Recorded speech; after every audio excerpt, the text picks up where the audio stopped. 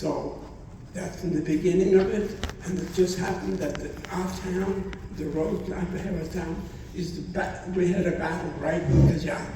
So as a 9-year-old kid, you know what it is. You're very curious, you're running around to look. After the fighting was over, within 12 hours the next day, you just go to the field and look at the broken down tanks and broken down rifles, whatever you can find. And then when you bring something home, your father gives you a good spanking. Don't you ever do a thing like that. But we kept getting used to it. Then a year and a half later, the Germans attacked us. And another war came, right in Kazan, because seemed to be a highway with the military was going back and forth continuously. And there was a much bigger fight. The Russians put up a fight in that town. As is, they retreated very poorly. And as a 9-year-old person, you saw people retreating. The Russians were retreating because they occupied part of Poland. So when the Germans attacked, they kept retreating. So I absorbed a lot from what was going on. And we were a very close family, and I had a very strong father because he was in the war, in World War I, working for the Tsar of those years. So he knew how to control us, okay, between wars. As things kept going on, when the Germans came and finally occupied us, we were very much scared because we didn't know what's going to happen to us. My father knew a lot of people. My father was a tailor, and as a tailor in a small town, he knew a lot of people because he saw people for this family or that family. We did not have stores those years. There was no stores you can go in and buy a pair of pants. You go buy the material and you go to this tailor. They have it made for you. Even you're a small town or a big town. I grew up being, according to this age, 200 years ago, because we were so far backwards, because it was a small town, and we enjoyed seeing other people making their own material, making their own clothes. It was really very educational for me, even as of today. But when the Germans came to us and they selected a government in Kazan, and the government took out one person from each family, took him right outside of Kazan and shot him with no reason whatsoever. We had a school teacher lived in our house. She was one of the first ones to die, and other people in Kazan. So we, and my father, not me, but my father, my brothers, my older brothers, everybody started thinking, what's going to happen to all of us? My father had information from a Christian, a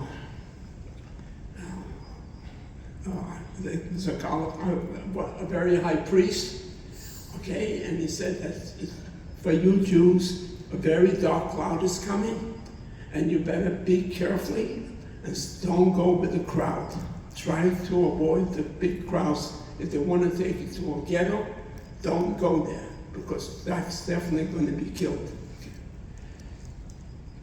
So within months by, we were starting to have meetings in our house, because my father had a tailor shop, so we had a big house with wooden floors and things like that. Everybody knew my father because he was pretty experienced in bad things to come.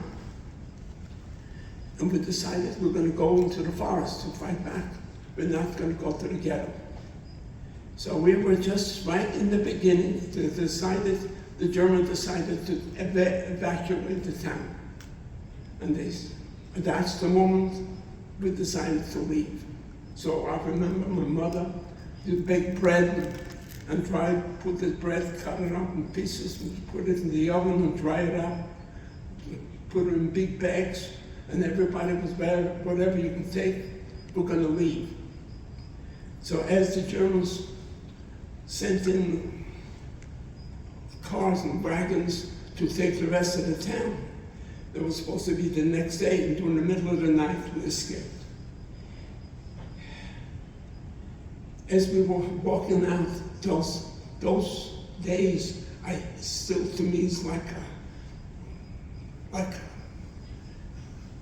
can't find myself words to say how I can myself, how did we do that? But we did it.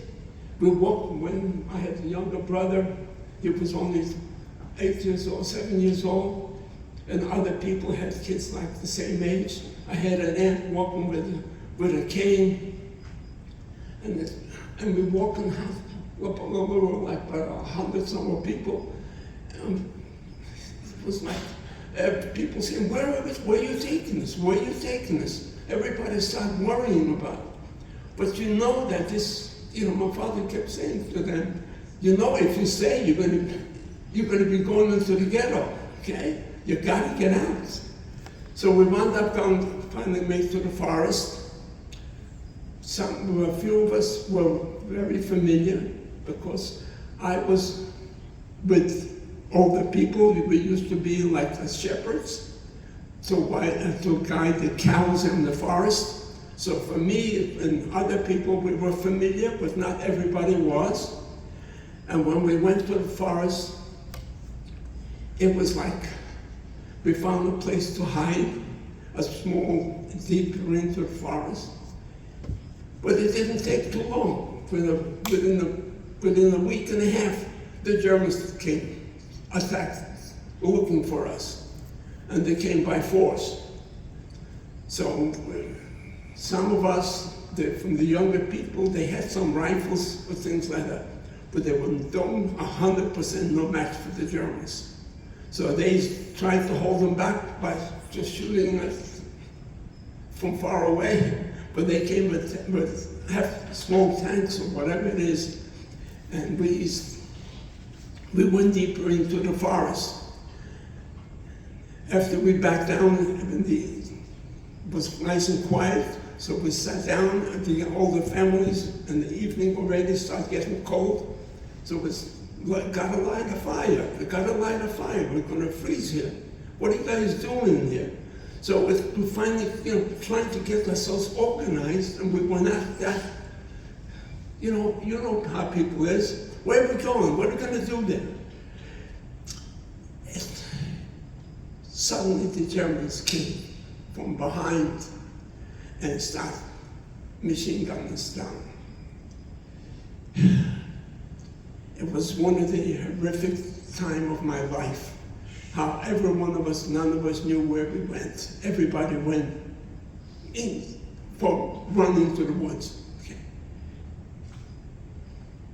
You didn't know who died and who didn't die. We didn't say anything, and we just ran for cover, as they call it now. And we dug ourselves in as much as we could into the bushes. And the Germans did not go deeper into the forest. And we locked out. They did kill a few people. I was a first cousin of mine, and my cousin had a friend. And she was, so I guess they must have been satisfied with that. And 2 days later, they retreated, became very quiet, and we started coming out of the forest, and I started whistling, and to see who else is coming, who else is going to get out from the bushes, and we all came out of it. My mother survived, my father survived, my younger brother survived, and then a lot of the other families survived too. So that was our first taste within weeks, what is going to happen to us. But as people, for some reason or another, we were apparently very strong-mindedly, knowing that we're not just going to give in, because my father kept instilling in us, if they're going to take one of us, we have to take one or two before. I said, don't wait for them. when they put a rifle in front of you, you pull the trigger first. Don't think even twice. So we was very, very, very, very scared, because anyone they caught, they killed right away. We found their bodies right away. 2 days later, we found them all dead, if they did not take prisoners. I lived with that. So we retreated into another area of the forest. The partisans started moving on, separated ourselves. They put all the parents and younger people like my age, like 11, 12 years old, into different areas. And the young, they became organized as partisans. So they acquired rifles by attacking small villages, the police stations, and get their weapons, because we were not able to get any weapons before that. We only had like maybe 2 or 3, and the ammo was gone. And the first day, first fight, all the ammo was gone. One had a submachine gun with 2 clips. How long does that last?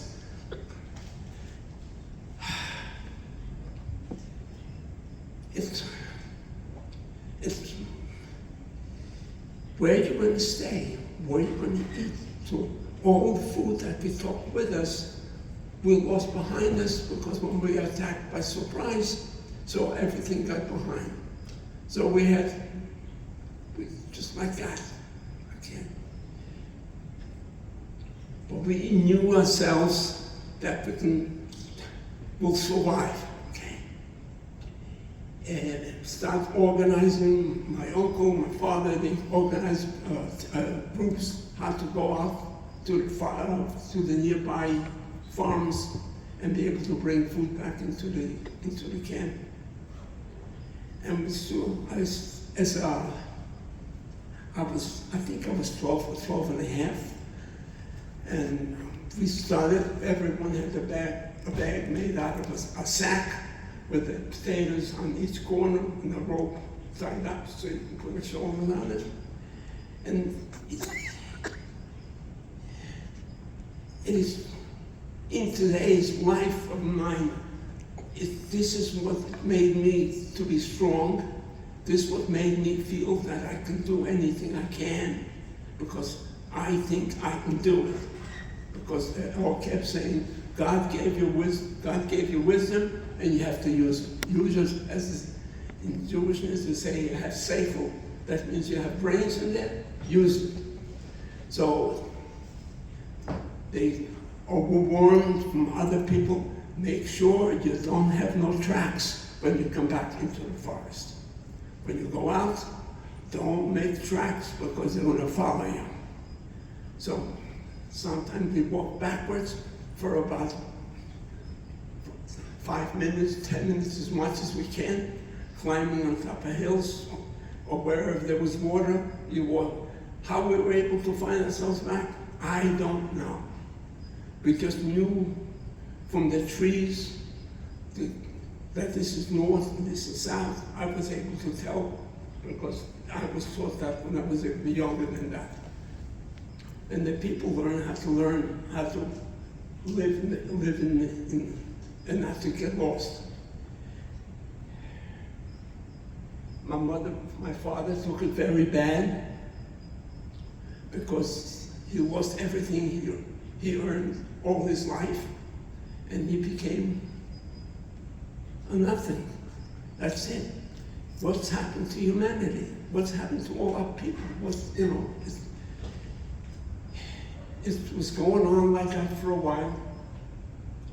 With the Germans, like every month or so, or every 3 weeks, they tried to find us, and we tried again, run them this way or run the other way, but we knew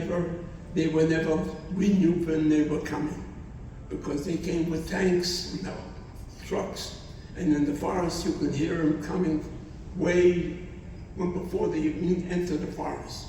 So we knew they're coming for us.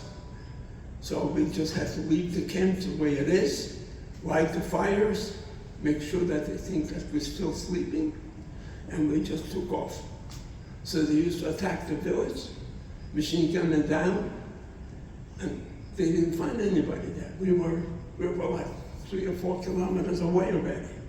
And this is how we were able to stay up, keep staying alive. And this is not just a group of young people. This is my aunts, my mother, there were older people. There were, in those years, 45, you were an older person. 55, my father was. Your father's too old to be in the partisans. Let's keep going. We finally learn how to make shelters, and we hope that when the Russians will start fighting back to push the Germans back, and it was not happening. Because you lay at night, that's all you hear is the airplanes flying into Russia from this side to that side. And the German planes has a certain sound, or whoa, like that. And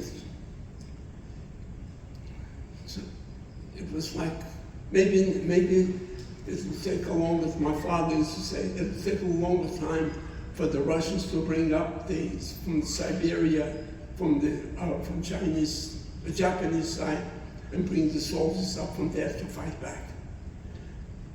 But the younger people knew different, because the Russians had horses, and the Germans had motorcycles and tanks. And we were no match for that. 1,000% no match at all. It's because the Russians pulled out a heavy piece of equipment with 6 horses, okay? How fast can you go? You have to feed the horses every 2 hours. And when you pull with automated, the Germans used to surround us, and they left everybody behind. So until things changed in the war because of the cold winters, thank God for that, it froze the German tanks. Because the winters was 35 to 40 below zero. You outside, when you spoke, you automatically had snow on your face. And we would just constantly keep moving around, because no matter how much rags you put on your feet and your hands, the cold always kept coming at you. So you constantly had to move. But eventually the Russians start pushing back, and the only way, how did we know that? Because suddenly you didn't hear the normal German planes flying into Russia. Now it's Russian planes flying into Germany. And we knew that the tide has changed. So we were constantly hoping, maybe another month, maybe another day, another day, another day. And we were able to overcome it. We constantly kept saying to ourselves, I had two girls, cousins of ours, neighbors. We used to sit at night, in the cold nights, and they were saying, when are we going to die? That's all we used to think about. Are we going to die while we're sleeping, or are we going to die while we're running? We never thought that we were going to make it. And that's all we always told. I said, I hope Hitler dies before us. But they kept saying this, tomorrow will be a better day, and we're going to find a way to overcome all that. And we just kept going, get strength in it. The partisans started getting bigger, and they were able to supply us with some food. Okay? So many times I had to go. I was the youngest and became the strongest, because I was 13 already by that time, 13 and a half. So I used to go, they used to fill up a whole big bag on my shoulders, and they used to bring it back. And I had my friendly wolves right following me. Okay? That was my scariest days. It was really the only thing they used to have on me on those days, because I carried a lot of stuff on my shoulders. It's a hand grenade. Only one, okay? They gave it, the partisans gave it to me. They said, if the wolves started attacking, they throw the hand grenade at it. I said, you walk and they walk and you have it back with, actually it was meat and stuff like that on my shoulders, and you hold on your finger inside the ring, and you just said to God, you said, please, guide me. And I just didn't even bother looking at them. I just walked straight, and they were just following on both sides. And I didn't attack them, they didn't attack me. And for some reason, they let me go. But a lot of people were not that lucky, because they were thought that they can scare them away by start shooting at them. They attack you. And no matter how many weapons you have, they chew you up. There was at least 3 or 4 top partisans, young, strong people, that were chewed up by the wolves, because they had nothing to eat anymore, because all the Germans burned every town around the forests. Every town, every house, everything was burned to the ground. There was nothing outside the ground, outside the forest, within miles. Everything was burned to the ground. So the wolves needed food, so we had to, they became next to the Germans. They never attacked that camp. The only thing is worries. The only thing is we had worries. A lot of people worried. When is it going to happen? Maybe somebody should not sneak up on us, a spy or something like that, and try to work. Because we were no longer afraid of the German big companies, because we knew when they were coming.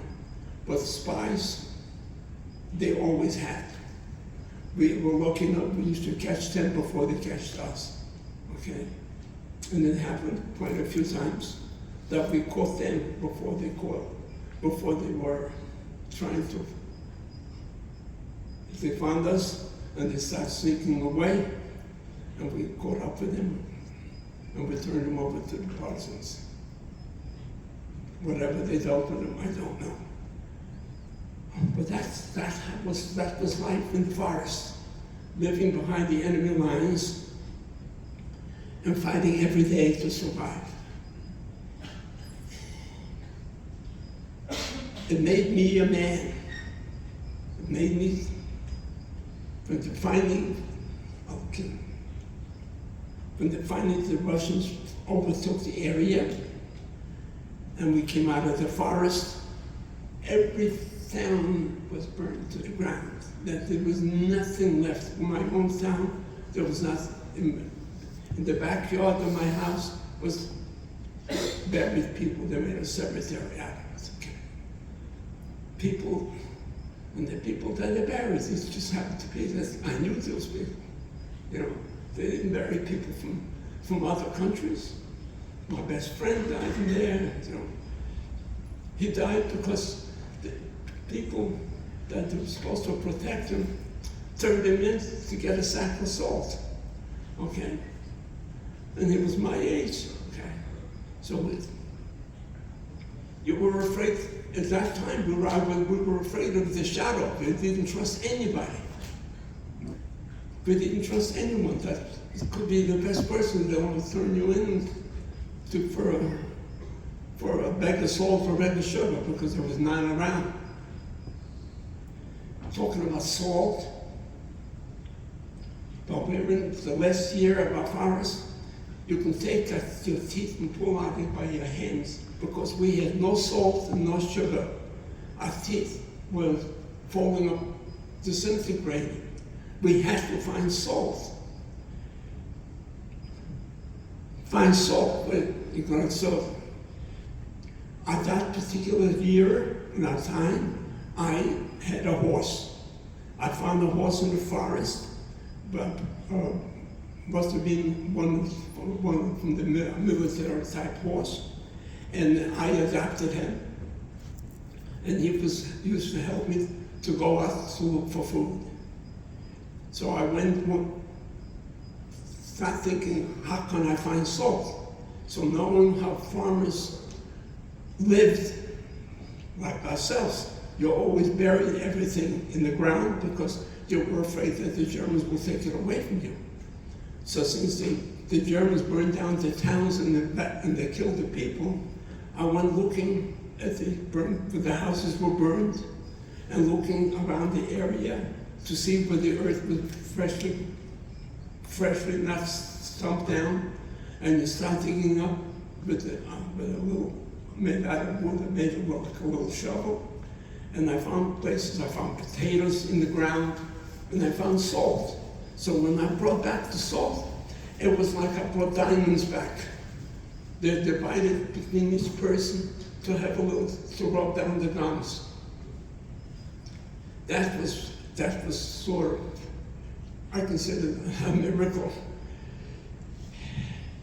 A lot of little miracles did happen.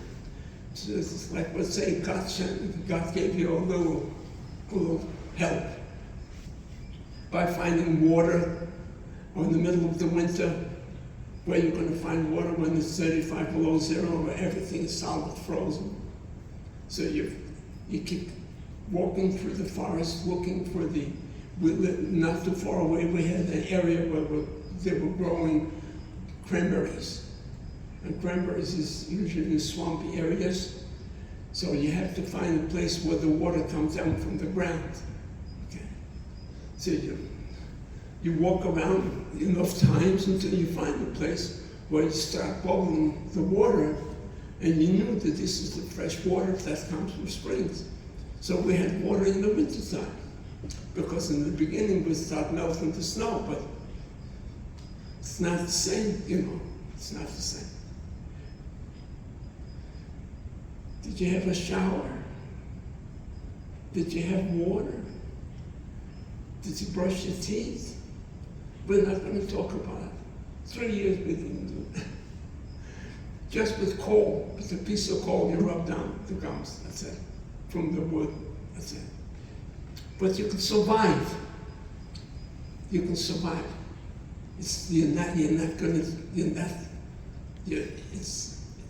You're still strong and you can survive. Okay, you can survive.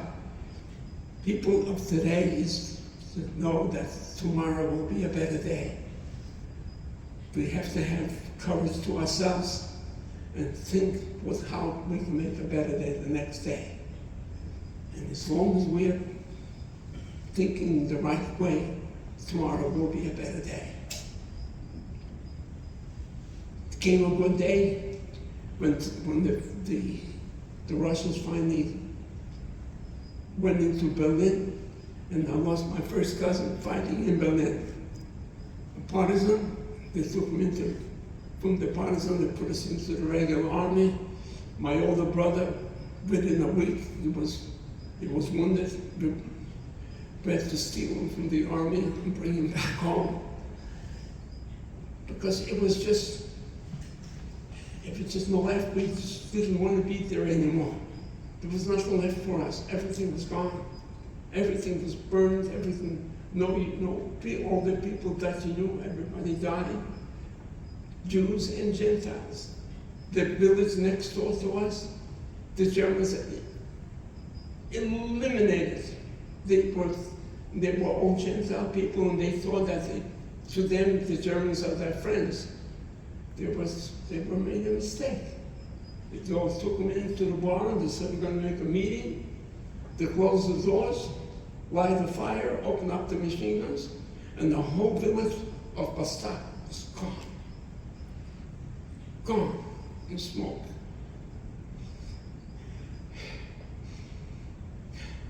It's hard to talk about that. It's hard because it was there. We smelled this human smoke from them. In all the villages around that, everybody started evacuating, and got fear from the Germans, and they no longer trusted the Germans. And at that particular point, every Jew or Gentile, especially the Gentile, all became against the Germans. So instead of giving them, whatever help, they decided, the Germans said that only Germans are Liberalis. Only the Germans are going to be the only people in this world. You have to be a perfect person. And we were perfect people. All of us are perfect people. Just because you saw it or before you thought, I got 5 minutes? Okay. Okay. Thank you. I'll take a little breath, okay.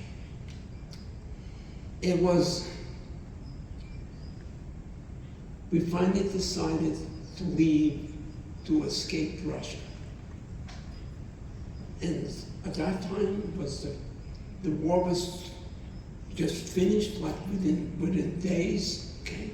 Everybody was looking to find relatives and looking to find where we're gonna go, where that place was to go. So that was the right time to escape. How do you escape? To be not to know that you're escaping. So we took a cow with us, we bought a cow, and bags on my shoulders, bread or whatever my mother used to put together, and we walked in this direction, okay? We're walking towards Vilna, and from Vilna then we walked towards Lodz. And then when we got to Lodz, we finally found our agency where we were able to stop and have a place to sleep. Until then, we slept in the woods, we slept under bushes, and slept places like that people wouldn't know. Well, we just kept going. Okay. We knew, but we had to make all the way to West Germany. And the road to West Germany was from Poland to Czechoslovakia, from Czechoslovakia to West Germany. And that was a big thing with 6 of us. And my sister had a small baby. Brenda was there. And we made it all the way. We hitchhiked a ride with a Russian potato truck. And they took us right into Prague. And they dropped us off right by the police station. We had no papers, we had nothing. Okay. So my mother and father was automatically taken into custody, my younger brother Michael, and my brother and I were ducking underneath the truck, and we took off. And we escaped, we ran into the civilian areas. And then the Czech people took us to a place where the Jewish agency was, where we were able to get papers, because we had no birth certificate, we had nothing, not even a picture of anything or a piece of paper. We made it all the way to West Germany, not the easy way, but like partisans, you can do it. The next day, we'll figure it out, we'll go, we'll do it again. We'll do it again, we'll do it again, and we did it. It took weeks, took months, but we made it all to West Germany.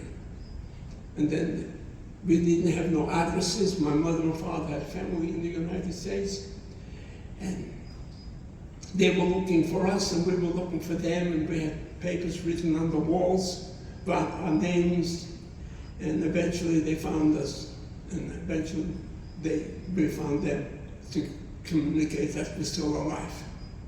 Because most of them was outside, the rest of the family all died. The family from Quebec, every single one of them died. Because they stayed in the ghetto, and then the Germans decided this is enough, and they killed everybody. It was about thousands of them, like a big city.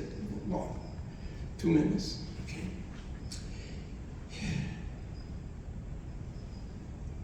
came to this beautiful country May 20th, 1946. It's from West Germany to both to the United States. You can't even imagine how I felt to see a table with chairs and a tablecloth. It was friends, everybody, the families, everybody was hugging us and kissing us. We never knew that, you know, we were taken in very beautifully. And I enjoyed being here. As I was less than 19 years old, 18, 19, somewhere in there. I spent some time working in one job to another job as a refugee, and that was not that easy at all. A refugee, if you're Jewish or Gentile or whatever you are, refugees, but they don't know that refugees are fighters. Refugees want something better. So I finally grew myself up pretty fast. People understood that whatever. No, join. I'm doing it, getting very close now. Okay. I finally achieved that part. I worked in big hotels, working very hard, 12, 14 hours a day. But they liked me and I liked them. To me, that was great because I love people. I love people. Okay. Uncle Sam said, I need you. So they invited me to join the American Army. Okay. Fine, my English was so very bad. I was assigned to a Tennessee outfit during the Korean War. Okay, that was Berlin crisis and Berlin War. And I enjoyed 2 years in the Army. This was my 2 years of vacation because exercise, doing everything, clean clothes, showers every day. To me, it was like, it was great. And in we were training to fight, training to protect this country. I'm getting real close, just getting to the end. Okay. When we finally, I finally made it pretty good in there. My company commander says, I'm going to keep you with me. I'm not sending you to Korea because you speak Russian and we have Berlin crisis. We need you. That was the Russians occupied Berlin and we were going to probably go to war with the Russians at that particular time. After I came out of the Army, I met my wife, a beautiful girl, and I raised up beautiful children, and have a beautiful family. And from then on, here I am. I can talk to you for another 3 days, and I don't think I can do everything yet. So, with that, I can say to you for this. No matter what it is in your life, try to be the best. Meaning what? Try to help your friend. Even if it's not a friend, try to help other people. Try to do the right thing. That's how I survived. I helped everybody in the camp. Even when I came to the United States, even when I was in the Army. I worked on Sundays to bake and cook, to help all the guys to get the morale back up. It's just trying to I get stuck at the airport, I get everybody, don't worry about it, come on, let's sing together. Don't cry, don't worry about it, the next plane is coming. Be positive in life. Be positive in life. There's one more other thing that is in my heart. In 1930s, 1940s, we used to dream of having a country like Israel, a homeland. It was like reading a Bible. You know, things happened 2,000 years ago, 5,000 years ago. It was not such a thing. No, I was there. There was nothing there. We finally got it. finally do hard work. And our kids from our own town went there and worked in the fields, working on the kibbutzim and everything else. They tried from day to day to day to day for years until we finally achieved it. Now we have it. Accept it. We're just like all of us. We want to be part of the rest of the world. We are no different than anybody else in this world. We are human. We enjoy food. We enjoy music. We enjoy dancing. We have friends. We have enemies. But not by hurting somebody or killing somebody. You're only creating nothing. You're only walking away with pain in your shoulders while you did that, and you kill somebody for no reason whatsoever. Because you can't even be mad at that person anymore. He's dead. How can that's it. Why kill people? Why kill people? We're human people. Let God take your pension. Time to die when God said you're ready. Not when just some person that gets into the government and decides that, oh, we're only going to have 20% losses. It's not going to be so bad. 20% losses. That's 20% of your friends are going to die. Why do you want to kill people? The same thing is going on now. Why be angry at people? Let's be happy with what we have and be happy. The world is so beautiful. The sun is for everybody. The world is for all of us. And let us all live together in peace and love.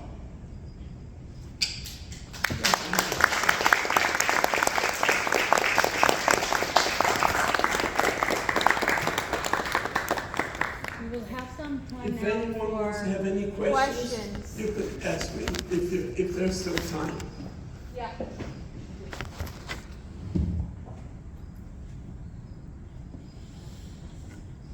Back.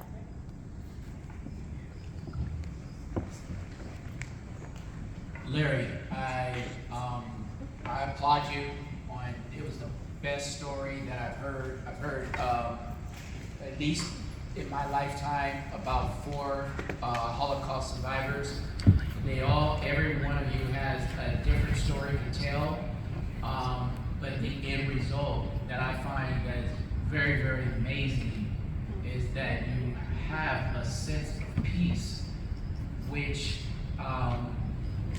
just really bugs me a lot, being a military veteran myself and served in the Gulf War, that I see that so many people take a lot of things for granted, just life itself.